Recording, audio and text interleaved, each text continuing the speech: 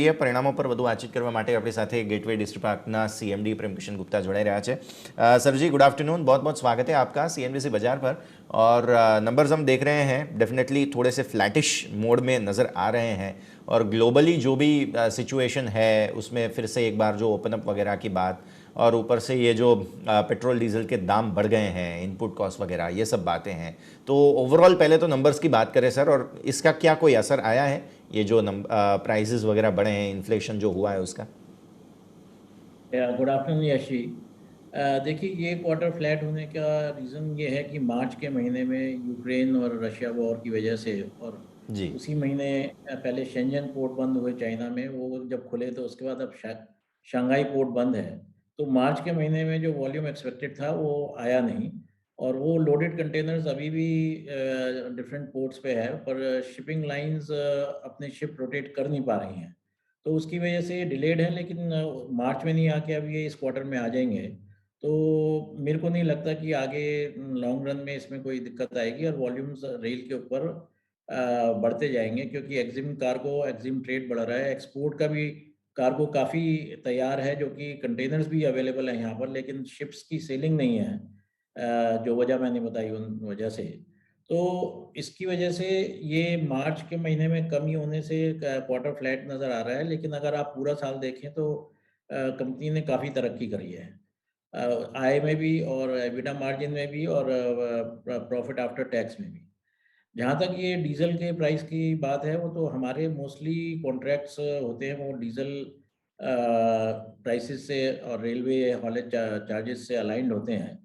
पर उसको इम्प्लीमेंट करने में थोड़ा लीड टाइम, मतलब 1 महीने का लग जाता है, तो थोड़ा बहुत असर तो इस क्वार्टर में उस चीज़ का भी दिखाई देगा कि जो एडिशनल कॉस्ट हमको बियर करनी पड़ी फॉर सम टाइम, वो उसकी वजह से थोड़ा, मतलब कस्टमर को जो हम पास ऑन करते हैं वो थोड़ा देरी से आएगा।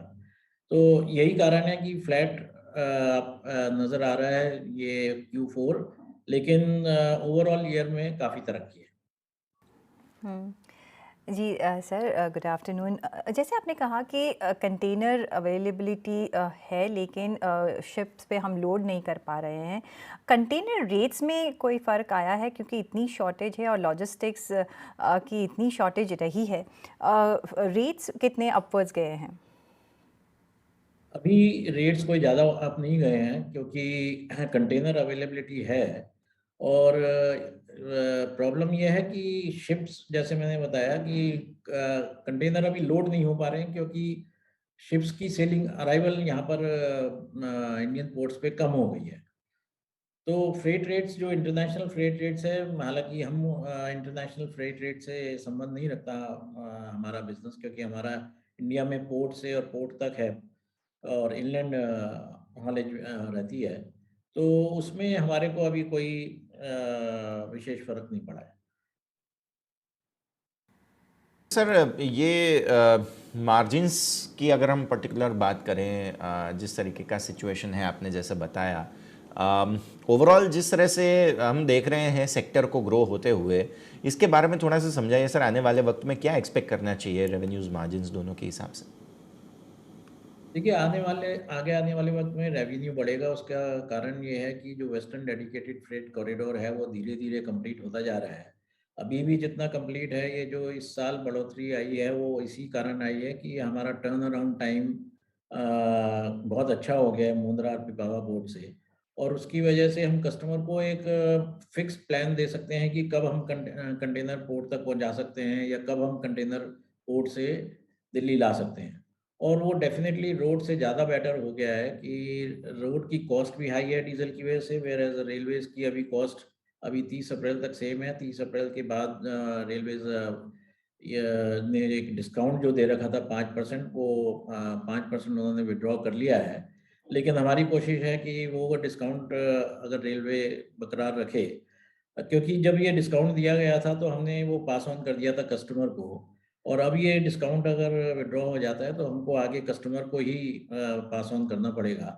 तो जहाँ तक हमारा रेवेन्यू का सवाल है वो, और इनकम का सवाल है, और मार्जिन्स का सवाल है, वो आगे वॉल्यूम बढ़ेगा ही रेल पर, तो उसकी वजह से हमारी कॉस्ट पर यूनिट कम होगी। और मार्जिन 1-2% से बढ़ने की संभावना है। तो वो हिसाब से आप ग्रोथ आउटलुक क्या लेके चल रहे हैं? क्योंकि आपके 3 मेजर वर्टिकल्स हैं। अब तक का सिनेरियो कैसा रहा है? कहाँ से मैक्सिमम आपको रेवेन्यू मिल रहा है और मार्जिन्स मिल रहे हैं? और आगे एफवाई 23 के लिए सीएफएस कहे कि रेल कहे, कहाँ से आपको ज़्यादा उम्मीद है? रेल में ही ज़्यादातर करके सारी बढ़ोतरी आएगी।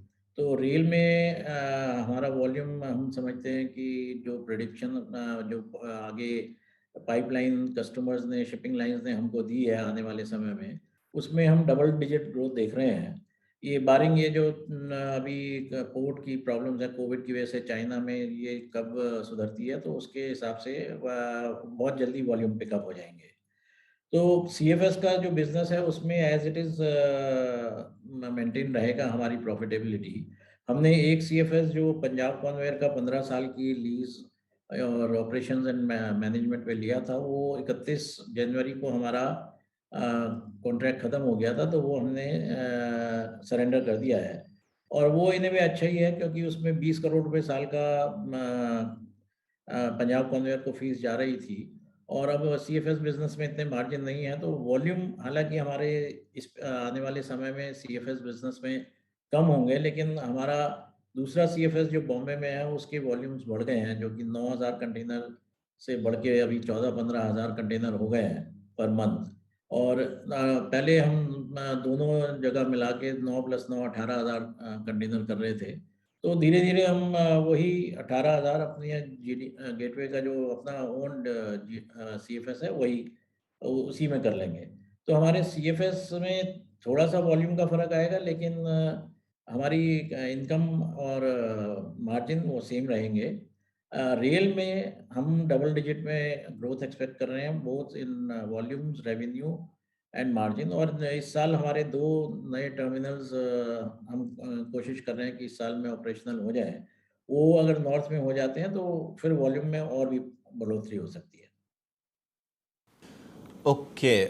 सर इसके अलावा कैपिटल एक्सपेंडिचर के कैपेक्स के हिसाब से थोड़ा सा समझाइए सर। आने वाले 2 वक्त में आपने प्लान किया है 150 करोड़ का, तो इससे क्या फ़र्क पड़ता हुआ दिखेगा सर?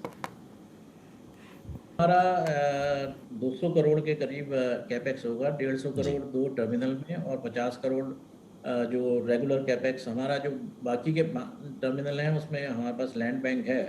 और जैसे-जैसे वॉल्यूम बढ़ता है हम थोड़ा कंटेनर यार्ड एक्सपेंड करते रहते हैं। तो वहाँ की ग्रोथ बहुत कम इन्वेस्टमेंट में आएगी, जबकि 2 न्यू टर्मिनल बनेंगे। वो कब ऑपरेशनल होते हैं, कब उसकी इनकम आनी शुरू क होगी, ये कहना मुश्किल है। लेकिन वो 2 टर्मिनल्स बिल्कुल हम काफ़ी आगे मूव कर चुके हैं उसमें, और बहुत जल्दी ही उसकी अनाउंसमेंट जैसे ही होगा हम लोग करेंगे।